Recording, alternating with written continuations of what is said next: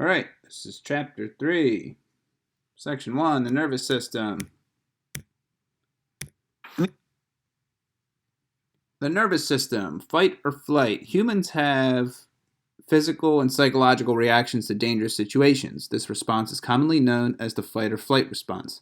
That is, the body is ready to fight or flee from a threat. When this response is activated, the heart rate increases, more blood flows to major muscle groups, and the body has a burst of energy and strength to help it either fight or to run away. Most reactions occur in an instant without actual conscious thought. Animals likely develop this fight or flight response in prehistoric times to avoid falling victim to predators, like a massive T-Rex. In our modern lives, only rarely do we face dangerous situations, but we do face situations that cause the body to automatically respond to stress. The human nervous system is involved in thinking, dreaming, feeling, moving, and much more. It is working when we are active or still, awake or asleep. The nervous system regulates our internal functions. It is also involved in how we react to the external world. Even learning and memory are made possible by the nervous system. When we learn a new behavior or acquire new information, the nervous system registers that experience and changes to accommodate its storage. The nervous system has two parts: the central nervous system and the peripheral nervous system. The central nervous system consists of the brain and the spinal cord. The peripheral nervous system is made up of nerve cells that sends messages between the central nervous system and other parts of the body. In order to understand how these systems work, we must understand how nerve cells communicate with one another and how their messages travel through the body. Each of us has more than 100 billion neurons, most of which are found in the brain. Neurons are nerve cells that run through the entire body and communicate with each other. Neurons send and receive messages from other parts of the body, such as muscles and glands. These messages relate to events, the sensation of a pinprick, the first steps of a child, the writing of a poem, the memory of a past event. Recent research has shown that the brain has the ability to recognize itself by altering the connections between neurons to make up for injury or disease, or to adjust to changes in the environment. This phenomenon is known as neuroplasticity. These changes can occur in response to new experiences at different times throughout an individual's life. So neuroplasticity that's how you change the way you think. It's extremely difficult to do. Think about if you don't like somebody, or think about if there's something you don't like doing. Neuroplasticity would be you would rewire your brain to think the opposite of that. Like I said, it is very challenging to do. All right, components of a neuron. Every neuron consists of three basic components: a cell body, dendrites, and an axon. The cell body produces energy that fuels the neutron's activity. Branching out from the cell body are thin fibers called dendrites that receive information from other neurons and pass the message through the cell body. While a dendrite carries information to the cell body, an axon transmits messages away from it. So there are your components of a neutron. Very important, right? We got a bunch of these in our body. Just know that they're all working and they're connecting and they're receiving messages and sending them out. A neutron has many dendrites, but usually only one axon. Axons vary greatly in length. Some are just a tiny fraction of an inch, while others stretch several feet. Whoa. Some neurons in your legs are several feet long. Interesting. Many axons are covered with myelin, a white fatty substance that insulates and protects the axon. This also helps up the speed of the transmission of the messages sent by the neurons. At the end of the axon, smaller fibers branch out, and these fibers are called axon terminals. Like I said, this is all a bunch of scientific stuff. Just know that it's all going on in your body. And this is how we connect and receive messages in our body, how we move our hands, how we move our feet, when our brain thinks something and we wiggle our fingers and our toes and our hands. It's because these things are communicating with each other. And this makes up your central nervous system. Messages are sent from the axon terminals of one neutron to the dendrites of the other neutron. In order for a message to be sent from one neutron to another neutron, it must cross the synapse. The synapse is a junction between the axon terminals. So this is what's going to connect these two neutrons, is going to be called the synapse. All right. The information that is sent depends on the location of the neutron and the body in the event that is produced its message. So suppose you stub your big toe. Sensory neurons take the message to the brain, and the motor neutrons take the message back to your foot, so you pull it up. And this message from your brain to your toe can exceed speeds of 200 miles an hour. That's why you pretty much feel it instantaneously when you stub your toe. And if you ever stubbed your toe, it hurts. All right, moving on. Neurotransmitters, the body's chemical messenger. Neutrons send messages across the synapse through the release of neurotransmitters, and these are chemicals that are stored in the sacs of the axon terminals. A neutron fires or sends a message by releasing neurotransmitters such like a spray bottle of water, releasing droplets of water. Each message is converted into an electric impulse that travels the length of the neutron. Neurotransmitters are involved in everything people do. Whether you wave your hand, yawn, or think about a friend, neurotransmitters are involved. Some diseases and psychological disorders may also be caused by the presence of too many or too few of these various neurotransmitters. So let's look up the structures of the neurotransmitter. All right, adrenaline. That's also known as the fight or flight neurotransmitter. We talked about this earlier in the lesson. This produced in a stressful or exciting situations, adrenaline.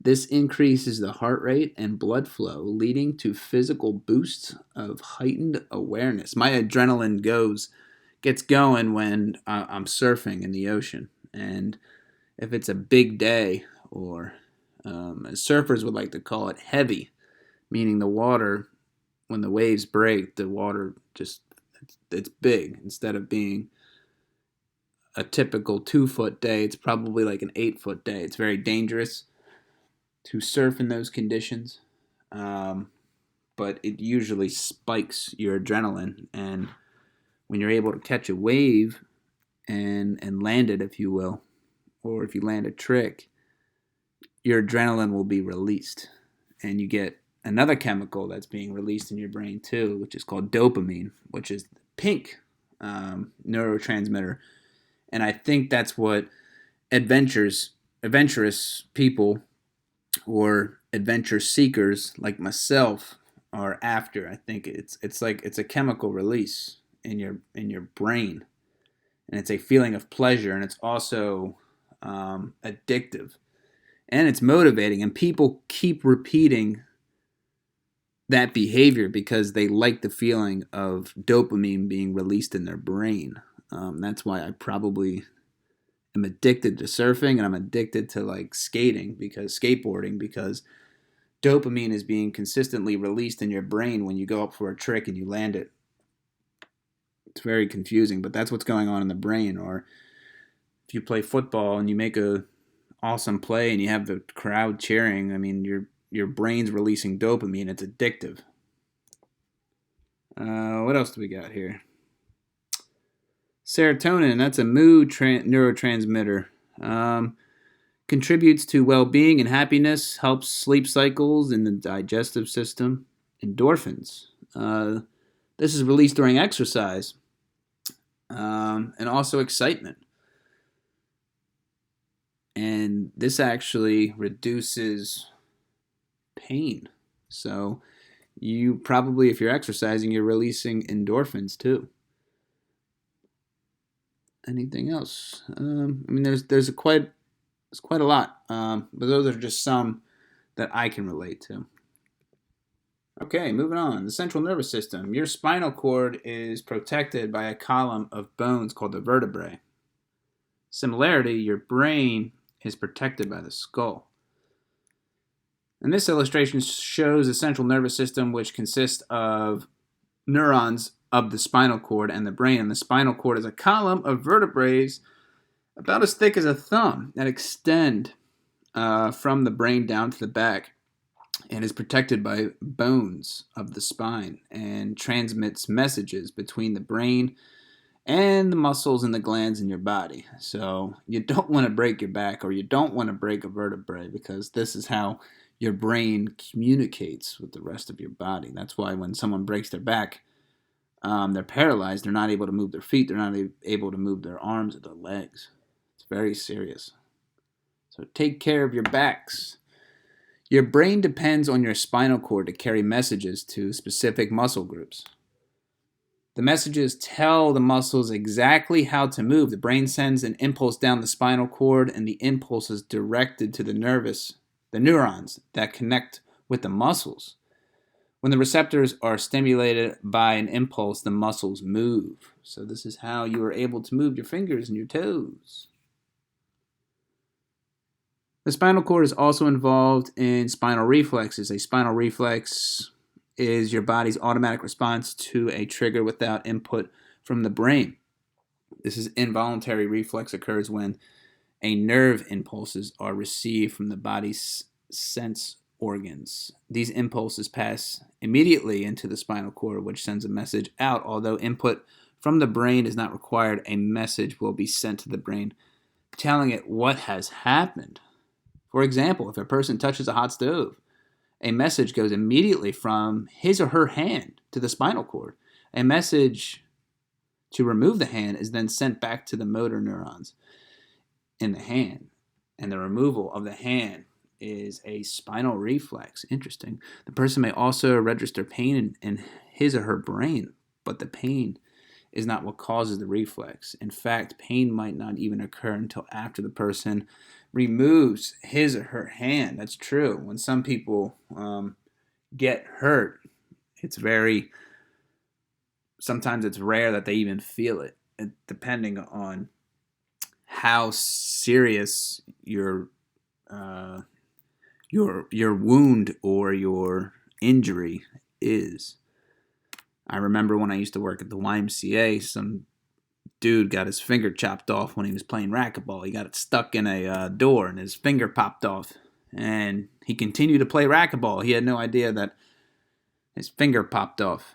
And he was squirting blood all over the place. It wasn't until 5 minutes later that his friend realized that, hey, where's all this blood coming from? And then I was the one who found his finger and I had to pick it up. It's pretty disgusting. Okay, moving on. When I go. The peripheral nervous system. Peripheral nervous system lies outside the central nervous system and is responsible for transmitting messages between the central nervous system and all other parts of the body. The two main divisions of the peripheral nervous system are the somatic nervous system and the autonomic nervous system. And the somatic nervous system transmits sensory messages to the central nervous system, and its function is to carry messages from the voluntary muscle groups and sense organs.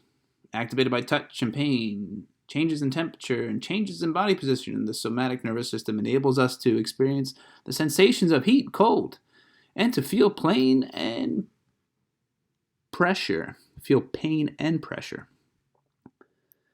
The somatic nervous system also alerts us that parts of the body have moved or changed position. It sends messages to the muscles and the glands and helps us maintain posture and balance. So I guess when you get a cramp for sitting too long, like I've been doing right now, you might get a message sent to your brain to say, hey, change your position.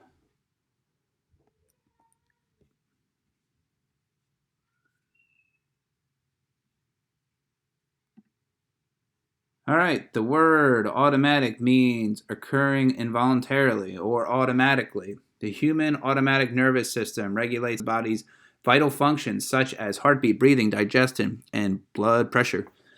We generally do not think about these activities. They occur automatically and are essential for keeping us alive. Involuntary muscles and internal organs are governed by this system. The automatic nervous system has two divisions, the sympathetic and the parasympathetic nervous systems. Psychologists are interested in the automatic nervous system because of its role it plays in feeling emotions. The responses of the automatic nervous system are particularly important when a person experiences something stressful in his or her environment.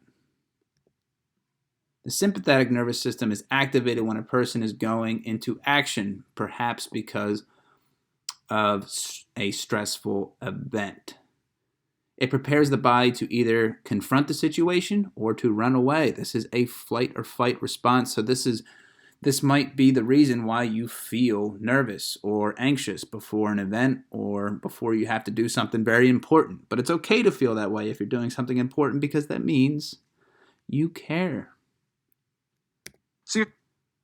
In contrast, the sympathetic nervous system and the parasympathetic nervous system is sometimes called the rest and digest response. The parasympathetic system restores the body's reserves of energy after intense activity. Heart rate and blood pressure normalize, breathing slows, and digestion returns to normal. The actions of both systems are placed automatically. You do not have to consciously think about your body's responses. Imagine how difficult your life would be without the response of the automatic nervous system. Man, this would suck. You would have to make every decision with every action your body takes, even in dangerous situations. That would be crazy. So it's a good thing that we have these systems in play in our body because our body is severely complex and our brain sometimes just does things and releases chemicals without us even knowing. If you are having trouble remembering which systems is which, keep in mind that sympathetic and stress both start with the letter S, and while parasympathetic and peace both begin with the letter P, the sympathetic nervous system reacts to stress, and the parasympathetic nervous system restores peace to your body's system. I'm not going to require you guys to remember this because this is all very confusing stuff, even for me. All right, that's your lesson for today. Hopefully you learned something. Have a great day. Peace out.